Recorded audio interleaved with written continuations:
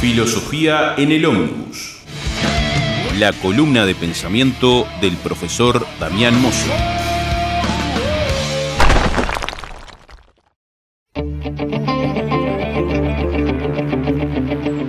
¿Cómo estás, Damián? Bienvenido a la clase radio nuevamente. Buen día, compañeros, ¿cómo están? En primer lugar, el agradecimiento nuevamente por permitirnos salir y estar presentes en la radio de ustedes, una radio de trabajadores hecha por trabajadores. Eso a mí en lo personal me pone muy contento. Me resulta satisfactorio poder estar transmitiendo o intentando por lo menos transmitir algunas ideas, generando un espacio de reflexión acerca de cosas y cuestiones que se naturalizan, se normalizan en la sociedad. Como decía Foucault, el pez nunca sabe que está dentro del agua porque ya lo tiene normalizado. Y con algunas cosas que pasan en la sociedad es exactamente igual. Hay pensamientos, prejuicios, maneras de pensar, mentalidades que se van instalando socialmente y como la gente no está muchas veces en condiciones materiales y espirituales de analizarla, pasan inadvertidas y se terminan normalizando y naturalizando y terminamos aceptando cuestiones que están mal como si estuvieran bien. Y así las vamos incorporando. Y no solamente que las vamos incorporando, sino que las vamos transmitiendo a otros, ¿no? Que es lo peor de todo. Bueno, hoy yo había pensado en la posibilidad de hablar acerca de la cuestión de el valor del conocimiento en la sociedad actual.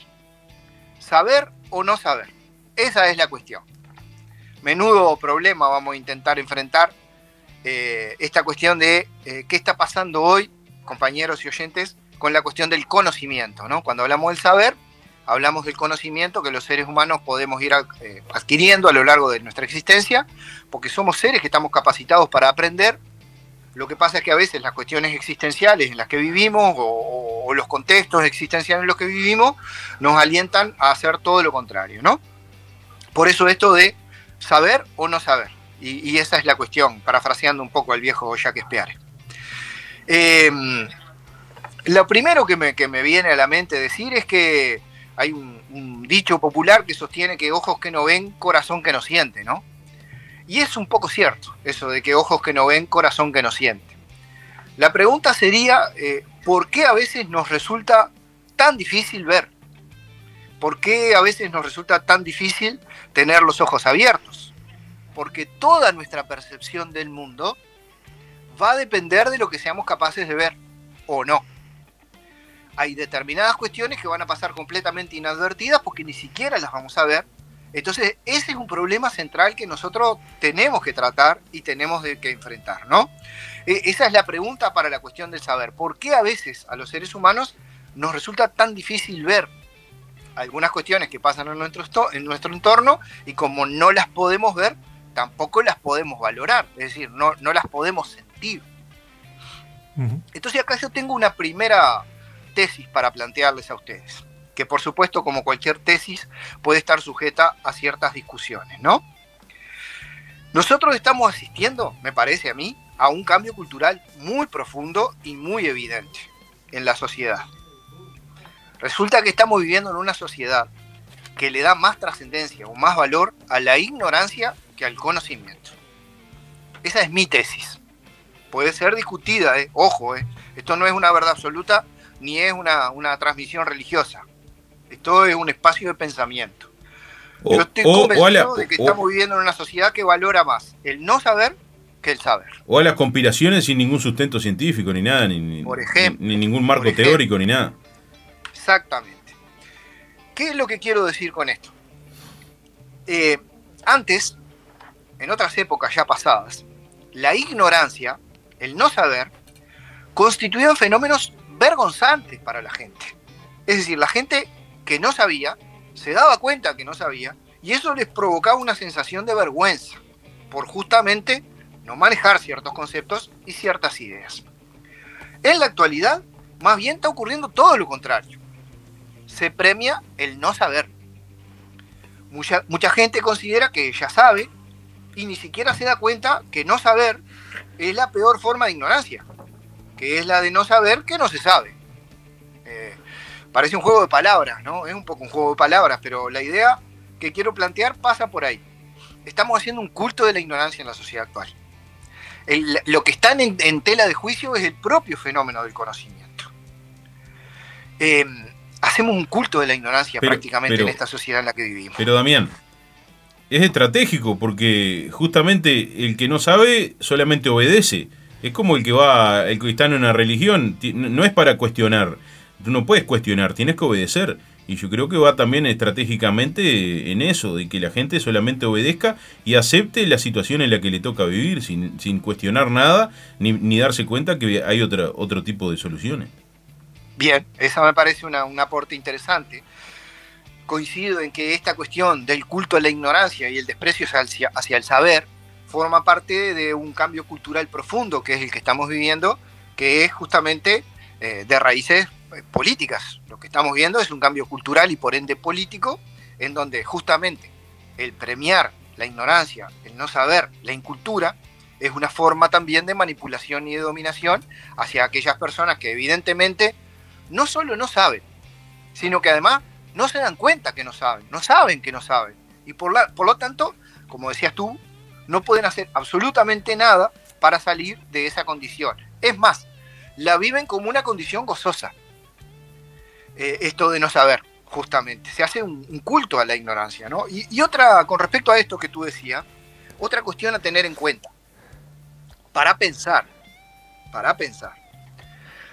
El conocimiento y la virtud moral, o sea, lo que somos como seres humanos, desde el punto de vista valorativo o moral, hoy parecen fundamentarse más bien en criterios estéticos, diría yo. Ya hace 200 años, el filósofo alemán Friedrich Nietzsche había demostrado que existe un vínculo entre la moralidad y los criterios estéticos, relacionados con el concepto histórico de lo que se considera bello. Como ustedes saben bien, en cada época histórica hay una especie de modelo de belleza que se impone a los sujetos, y eso es más que obvio en la actualidad, ¿no? O sea, existe un modelo de belleza, un modelo de lo que se considera estéticamente bello, y ese modelo se nos impone a todos. Por eso la gente tiene tantas dificultades para aceptarse hoy a sí misma, porque claro, no todo el mundo encaja en ese modelo actual de belleza, ¿no? ¿Qué es lo que pretendo plantear? No sé si fui claro. Que vivimos en una sociedad que asocia el conocimiento como fenómeno intelectual y la virtud moral, lo que se considera moralmente...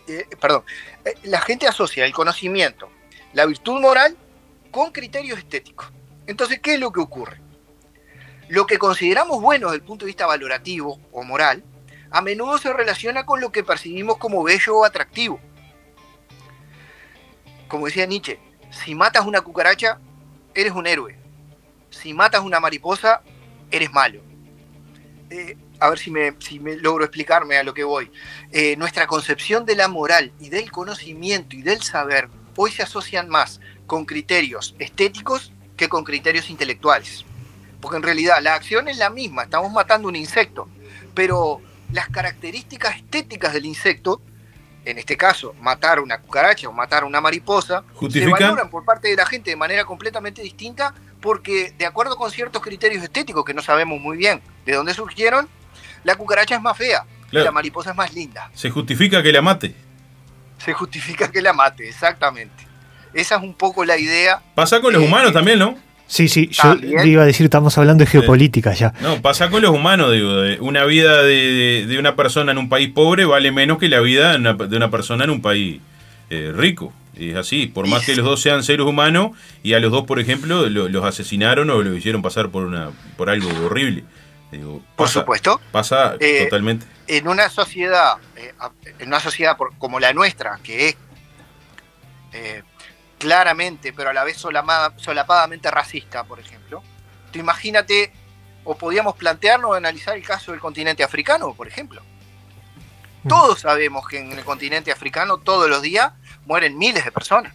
Mueren de hambre, mueren de gripe, mueren de una cantidad de enfermedades que no pueden combatir porque los laboratorios y los países ricos no les dan gratuitamente los medicamentos que ellos no pueden comprar. ¿A alguien le importa? A nadie. ¿Por qué? Porque el continente africano es el continente de la gente negra, de esa gente que consideramos incivilizada, inculta, tribal. Ahora, si el que muere es un ricachón que salió a pasear en un submarino que había construido para ir a conocer las profundidades y eso estalla, hablan días de eso, días en los medios de comunicación. Entonces, es, para mi gusto, absolutamente cierto que la cuestión de la valoración moral en nuestra sociedad tiene que ver también con criterios estéticos, no solo con criterios morales e intelectuales, sino mucho más con la apariencia, con esa capa superficial, digamos, relacionada con la belleza, con la armonía. Por eso yo me pregunto, ¿no? ¿Será por eso que en nuestra época no parece ser relevante la inteligencia y el saber acumulado, pero sí la belleza física relacionada con la juventud y con la delgadez?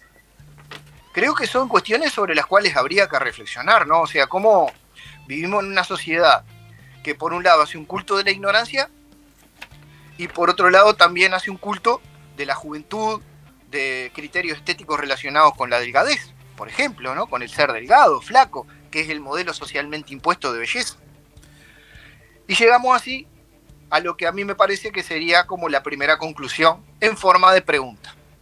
Entonces, ¿por qué para nosotros sería importante intentar conocer, aprender, desarrollar el saber y explotar nuestra racionalidad? Desde la cultura griega para acá, el ser humano ha sido definido como un ser que piensa, como un ser racional. Y para los antiguos griegos, el desarrollo de la racionalidad tenía que ver con el desarrollo de la humanidad. O sea, nuestro raciocinio, nuestra racionalidad era la que nos convertía en seres humanos. Un ser humano, para los griegos, que no pensaba, que no explotaba esa capacidad, que es la capacidad para pensar, como que no llegaba a la condición de ser humano. Se mantenía en un espacio más bien relacionado con las bestias, con los animales primitivos. Como hacemos habitualmente, la idea que nosotros vamos a plantear acá es alternativa a la idea que se está imponiendo en la sociedad, esto del culto de la ignorancia, el rechazo al saber. Nosotros vamos a plantear la tesis de que para el ser humano es fundamental conocer, aprender, desarrollar el conocimiento y desarrollar también nuestra capacidad racional. Esa es la tesis que yo quiero defender. Ir en contra de este culto a la ignorancia y destacar que el ser humano se convierte realmente en un ser humano al estilo de los viejos griegos, del viejo pensamiento griego clásico, si desarrollamos nuestra capacidad para pensar. Pero, Damián, en realidad es ese el elemento que nos distingue, ¿verdad? Una pregunta. El ignorar cosas, el estar ausente de lo que sucede y de la realidad, también te quita la carga de saber qué es lo que está sucediendo, de tus responsabilidades y hasta de tus preocupaciones. Digo, también eso, digo, me parece que además de lo que tú dices, que a veces hasta te puede llevar hasta convertirte en una persona cruel, la ignorancia, y por no tener la capacidad de que te importe lo que le sucede a los demás o de que te interese lo que le sucede a los demás. Pero muchas veces esa ignorancia también te saca del lazo de conocer qué es lo que está sucediendo a tu alrededor. Bueno, hay todo un debate ahí con respecto. Yo creo que la pregunta que tú planteas, si la logro resumir, podríamos plantearla así. ¿El ignorante es más feliz? Sí. ¿Que es consciente? Justamente sí, eso yo sí. te iba a preguntar, Damián. Porque hay una frase muy corriente que es: mejor es no saber, uno es más feliz si no sabe, y toda esa serie de frases similares del estilo, ¿no? Yo creo que también el conocimiento tiene un debate interesante. Es como, el conocimiento es algo gozoso, porque saber, por lo menos a los que nos gusta investigar, saber es como un goce, pero también es un goce un poco amargo, como diría Alejandro Dolina. ¿Te das cuenta de lo jodido que estamos? Porque, claro, el conocimiento trae aparejado cierto desengaño, ¿no? Sin duda, vivir en la ignorancia, no pensar, no razonar, no cuestionar, no analizar, ¿verdad? No ser consciente de la realidad en la que vivimos, puede ser un estado tal vez, yo no diría que nos hace más felices. Me parece que ahí el concepto de felicidad es lo que está un poco por detrás de todo esto. Yo diría que el sujeto pasa a vivir en una especie como de burbuja existencial en la que no se da cuenta de nada. Pero es como si me dijera, las personas que consumen sustancias alucinógenas todo el tiempo son más felices que los demás? Yo creo que no, Ahora, también tengo que reconocer, como lo planteaban ustedes, que darte cuenta de las cosas puede ser puede llevar o conducir al sujeto a una situación dolorosa. Y sí, inevitablemente. ¿Por qué? Porque cuando eres consciente, cuando te das cuenta de la realidad, cuando piensas, cuando analizas las cosas, es obvio que también percibes que estamos muy lejos del idealismo, que estamos muy lejos de la realidad que quisiéramos vivir. Pero acá la alternativa es muy clara. Las opciones no son muchas. O somos conscientes de la realidad y sufrimos, es inevitable, porque sufrir es inevitable en la vida, o vivimos en una especie de burbuja artificial, alejado de la realidad, en la que quizá el estado de confort sea mayor, pero tampoco, digamos, es como que tampoco contribuimos nada, ¿no?, al desarrollo de la sociedad. No creo que las personas que no se dan cuenta de las cosas sean más felices. Creo que son más ingenuas. La ingenuidad es un estado bueno y malo al mismo tiempo, ¿verdad? Los niños son ingenuos, por ejemplo. Cuando nos hacemos grandes y miramos a los niños, vemos su comportamiento un poco, nos sonreímos, nos llama la atención, nos resulta un estado agradable, pero cuando vemos una persona mayor muy ingenua, o sea, el niño es por naturaleza ingenuo, ¿verdad? Es un estado ahí como medio de candidez que es simpático, digamos, pero es simpático cuando somos niños. Cuando una persona es grande, ha crecido en edad, pero no ha crecido en mentalidad y sigue siendo ingenuo como un niño, no está bueno.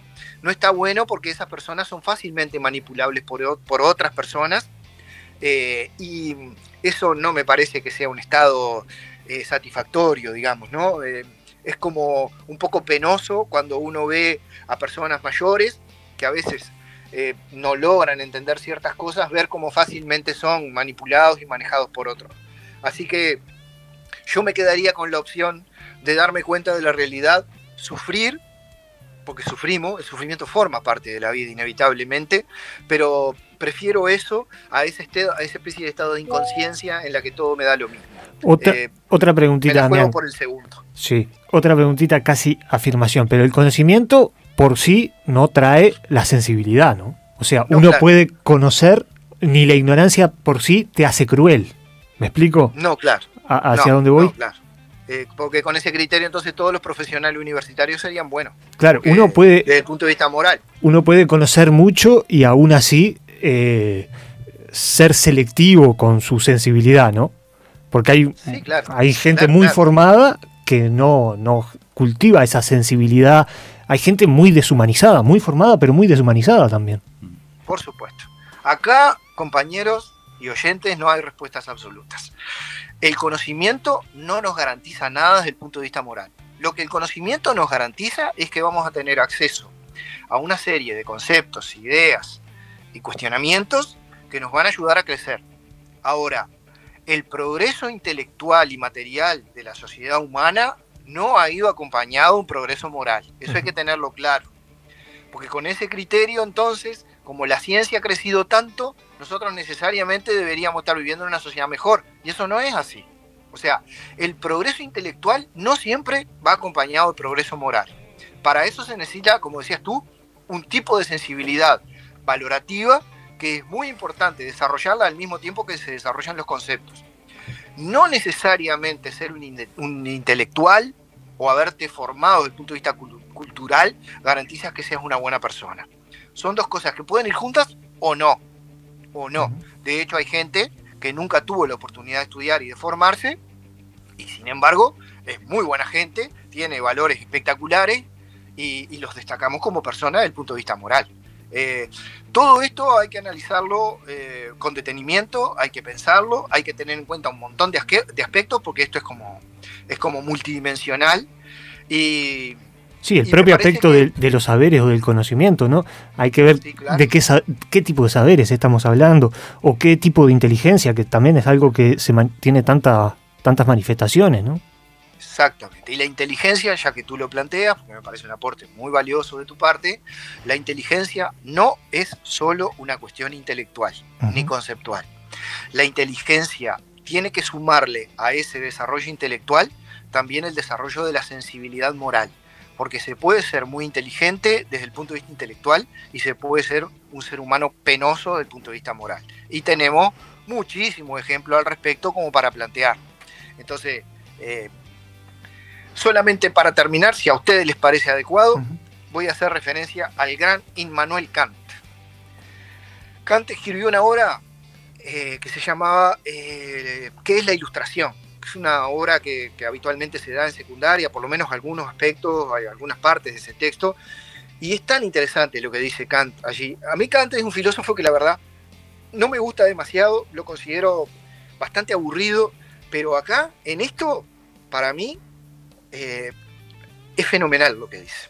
Él habla acerca de la ilustración como sinónimo, digamos, de formación, de proceso de formación intelectual de las personas.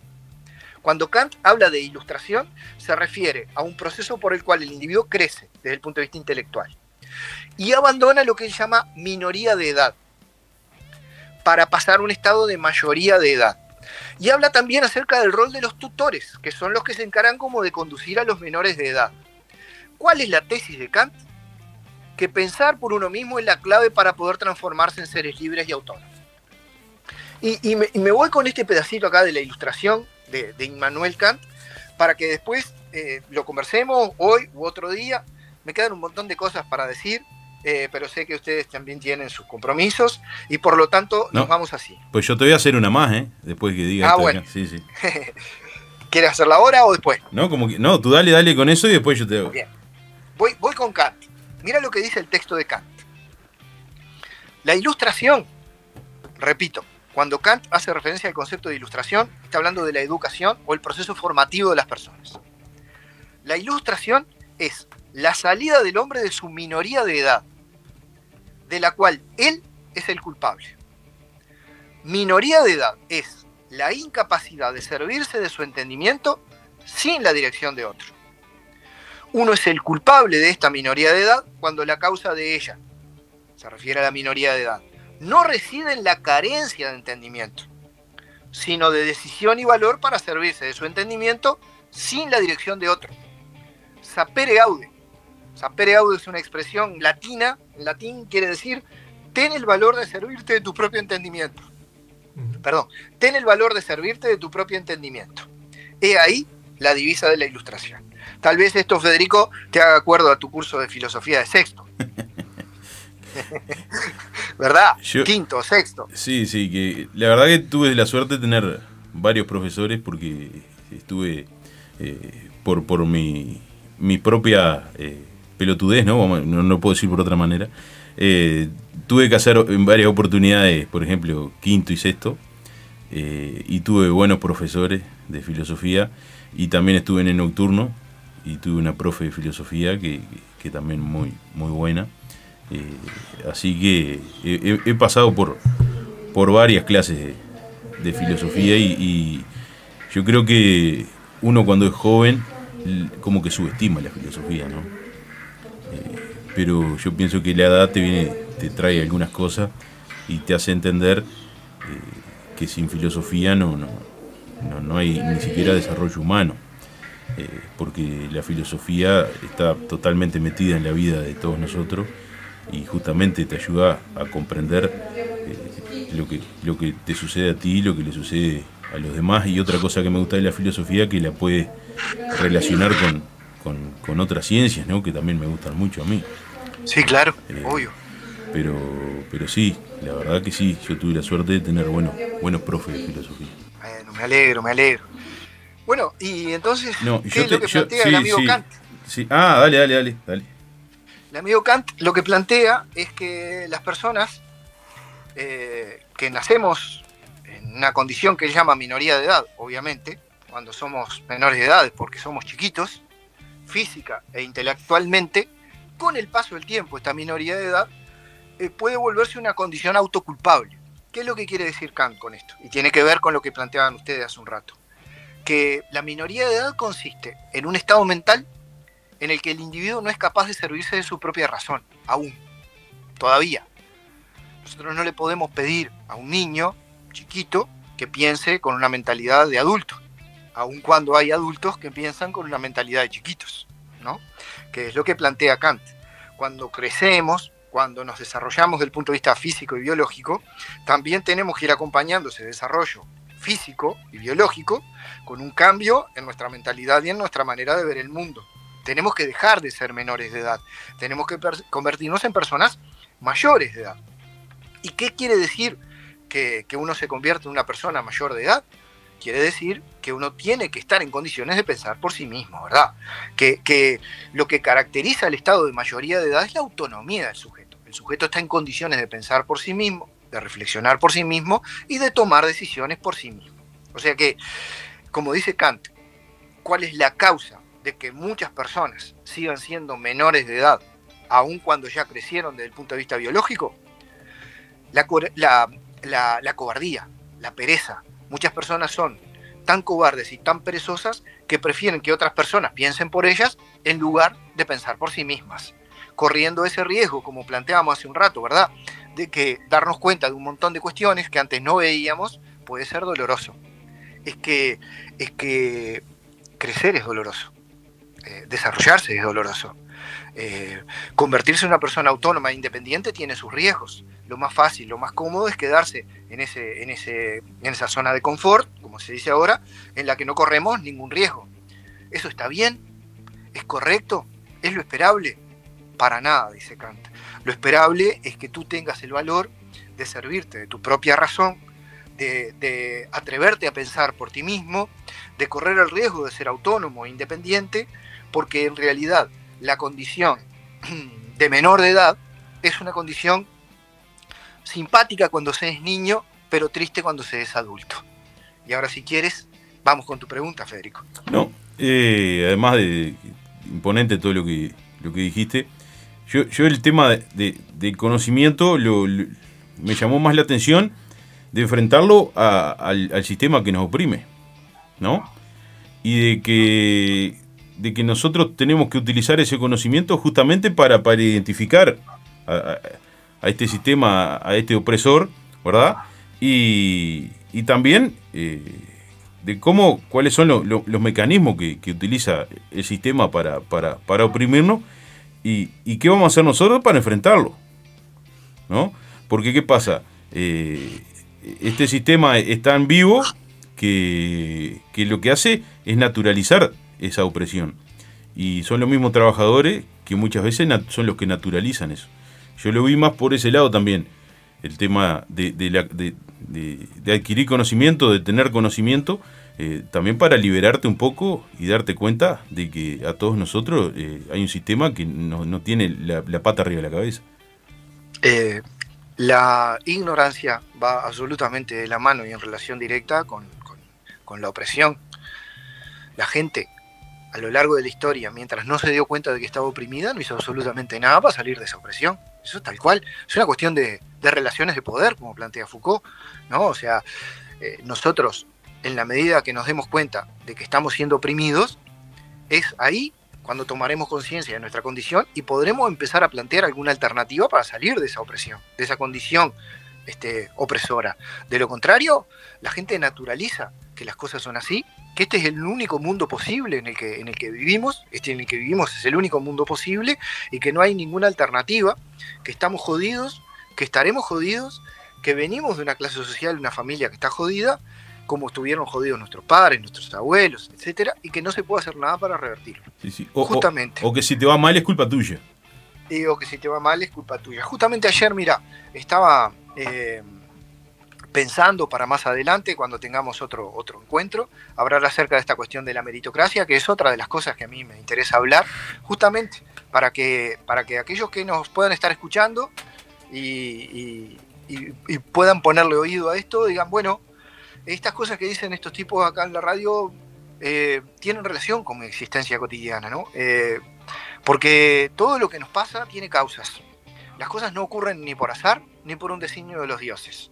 Si el mundo es injusto, si la realidad es dura, si la gente está mal, si vivimos en condiciones opresoras, es porque hay alguien que dispone, un sector o un conjunto de individuos que disponen que las relaciones políticas y las relaciones de poder en la sociedad se den de esta forma.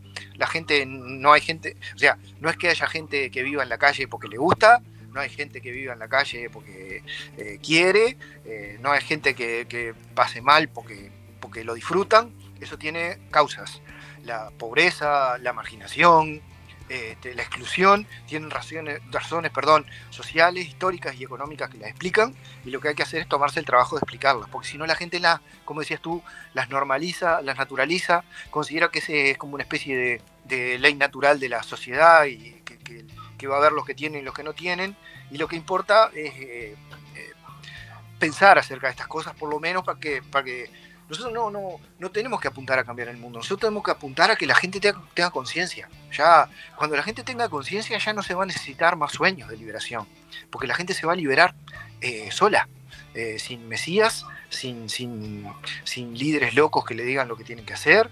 Lo importante es que la gente genere conciencia, y eso es lo más difícil de todo.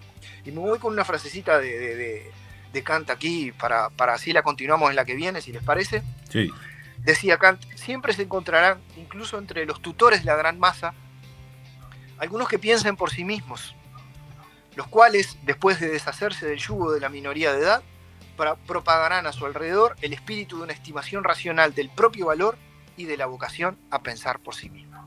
Así que con esto yo les agradezco mucho por su participación, les agradezco mucho la oportunidad, les agradezco muchísimo los aportes que ustedes hacen a lo que yo tengo para decir y a mis ideas, y los cuestionamientos que hacen, las preguntas que plantean, y los felicito por, dentro de la gran masa, ser un foquito ahí que alienta la idea de que las personas tienen que pensar por sí mismas. Así que los felicito por eso y les agradezco mucho nuevamente. Un abrazo grande, profe. Muchas gracias igualmente. Un abrazo.